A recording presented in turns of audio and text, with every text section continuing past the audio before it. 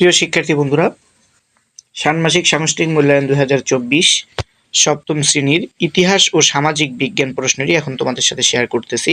তোমরা প্রশ্নের সমাধান বা উত্তর এই ভিডিওতে অর্থাৎ এই চ্যানেলেই তোমরা পেয়ে যাবে। তোমরা ভিডিওটি স্কিপ না করে সম্পূর্ণ ভিডিওটি দেখো। আগামীকাল তোমাদের এই বিষয়ের পরীক্ষা আছে, সম্পূর্ণ প্রশ্নটি তোমরা দেখে নাও।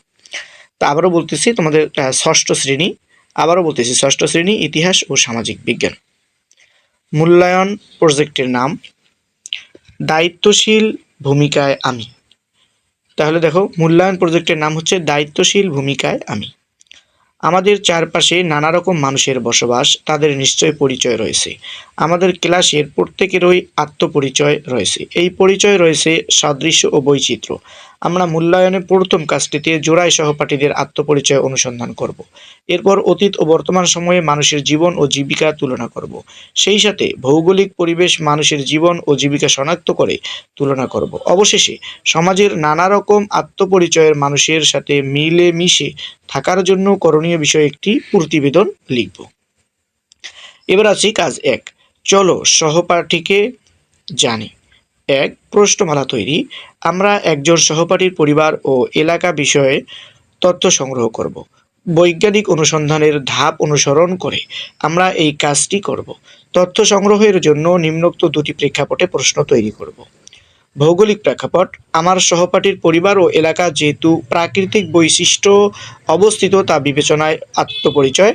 আর হচ্ছে সামাজিক ও সাংস্কৃতিক প্রেক্ষাপট হচ্ছে আমার সহপাঠীর পরিবারের মানুষের ভাষা, সংস্কৃতি, পোশাক, রীতিনীতি, পেশা ইত্যাদি। প্রশ্নগুলো খাতায় উত্তরপত্রে লিখব। খ. জোড়া গঠন ও তথ্য সংগ্রহ। জোড়া গঠন করে সহপাঠীর কাছ থেকে সাক্ষাৎকারের মাধ্যমে তথ্য সংগ্রহের কাজটি করব। আমরা একে অন্যের কাছ থেকে তথ্য সংগ্রহ করব। প্রত্যেক সাক্ষাৎকারে 20 মিনিট সময় নেব। ফলে দুটি সাক্ষাৎকার 40 মিনিটের মধ্যে শেষ করব। এজন্য আমরা সহপাঠীর কাছ থেকে অনুমতি নেব। শেষ করার পর নিচের সতীর্থ মূল্যায়নের ব্লুবক্সটি খাতায় লিখে পূরণ করব। গ. তথ্য সাজাই। প্রাপ্ত তথ্যকে বিশ্লেষণ করে উপরে উল্লিখিত দুটি প্রেক্ষাপটের সহপাঠীর আত্মপরিচয়ের বিবরণ লিখি। ঘ.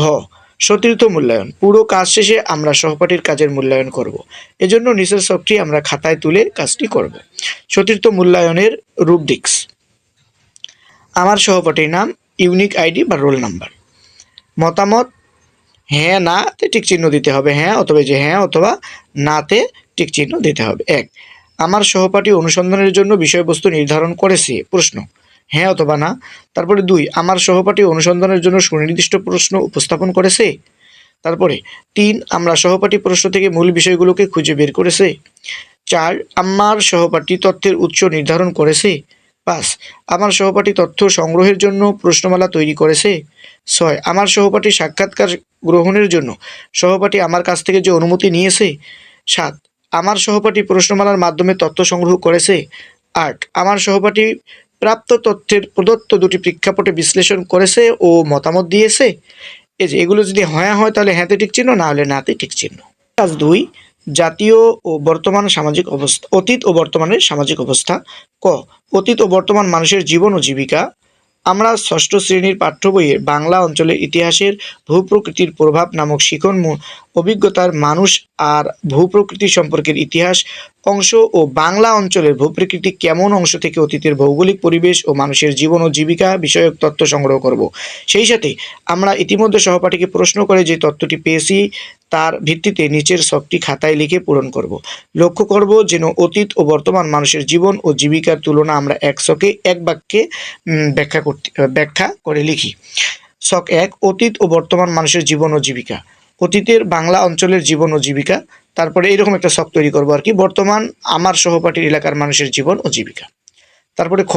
বিভিন্ন ভূপ্রাকৃতিক বৈশিষ্ট্য এবং মানুষের জীবন ও জীবিকা। ভূপ্রাকৃতিক বৈশিষ্ট্য মানুষের জীবন জীবিকা প্রভাব ফেলে থাকে। যেমন কোনো এলাকায় নদী থাকলে সেখানে জেলেদের বসবাস থাকবে। এভাবে বাংলাদেশের বিভিন্ন ভূপ্রাকৃতিক বৈশিষ্ট্য মানুষের জীবন ও জীবিকার ভিন্নতা দেখা যায়। এখন আমরা বিভিন্ন ভূপ্রাকৃতিক বৈশিষ্ট্য জীবন ও জীবিকা সংক্রান্ত শনাক্ত করে একটি তুলনামূলক ছক খাতায় উত্তরপত্রে লিখব। এই জন্য পাঠ্যপুস্তকের বাংলা অঞ্চলের ইতিহাস ও ভূপ্রাকৃতিক প্রভাব থেকে প্রাপ্ত তথ্য, জোড়ায় কাজে সহপাঠী থেকে প্রাপ্ত তথ্য এবং আমাদের চারপাশের ভৌগোলিক পরিবেশ পৃষ্ঠা 62 অর্থাৎ বইয়ের পৃষ্ঠা 62 অংশ থেকে প্রাপ্ত তথ্যের ভিত্তিতে আমরা কাজটি করব। এবার কাজ 3, দায়িত্বশীল ভূমিকায় আমি। ক, আত্মপ্রতিফলন। আমাদের সমাজের বিভিন্ন আত্মপরিচয়ের মানুষের বসবাস, আমরা কিভাবে সবার সাথে মিলেমিশে থাকতে পারি তা নিয়ে আমাদের ভাবনাগুলো লিখে ফেলি। খ, দল গঠন ও আলোচনা। এখন আমরা 4 জনের একটি দল গঠন করব। দলে বসে আমরা ইতিমধ্যে যে আত্মপ্রতিফলন লিখেছি তা শেয়ার করব। এরপর সমাজের নানা রকম পরিচয়ের মানুষের সাথে মিলেমিশে থাকার জন্য করণীয় নির্ধারণ করব। গ, প্রতিবেদন লেখা। এরপর প্রত্যেককে দায়িত্বশীল ভূমিকায় আমি শীর্ষক একটি প্রতিবেদন লিখব। প্রতিবেদনটির নিচের বিষয়গুলো আমরা উল্লেখ করব। 1, প্রতিবেদনের বিষয়। 2, সমাজের নানা রকম আত্মপরিচয় মানুষের সাথে মিলেমিশে থাকার জন্য আমি কি করতে পারি তার তালিকা করব। 3, আমি কি করতে পারি তালিকা থেকে যে কোনো একটি কাজ কিভাবে বাস্তবায়ন করব তা লিখব। 4, সমাজের নানা রকম আত্মপরিচয় মানুষের সাথে মিলেমিশে থাকার জন্য আমরা সবাই একসাথে কি করতে পারি তার তালিকা করব। 5, আমরা সবাই একসাথে কি করতে পারি এই তালিকা থেকে যে কোনো একটি কাজ কিভাবে বাস্তবায়ন করব তা লিখব। শিক্ষার্থী বন্ধুরা, এই হলো তোমাদের প্রশ্নটি 6ষ্ঠ শ্রেণীর। এর সমাধান বা উত্তর পরবর্তী ভিডিওতে আসতেছে। তোমরা চ্যানেলটি এখনো সাবস্ক্রাইব করে না থাকলে চ্যানেলটি সাবস্ক্রাইব করে রাখো। পরবর্তী এই ভিডিওর উত্তরগুলো নিয়ে ভিডিও আসতেছে। তোমরা কিভাবে এই উত্তরগুলো লিখবে কাগজে সেই নিয়ে ভিডিও আসার সাথে সাথে তোমরা নোটিফিকেশন পেয়ে যাবে।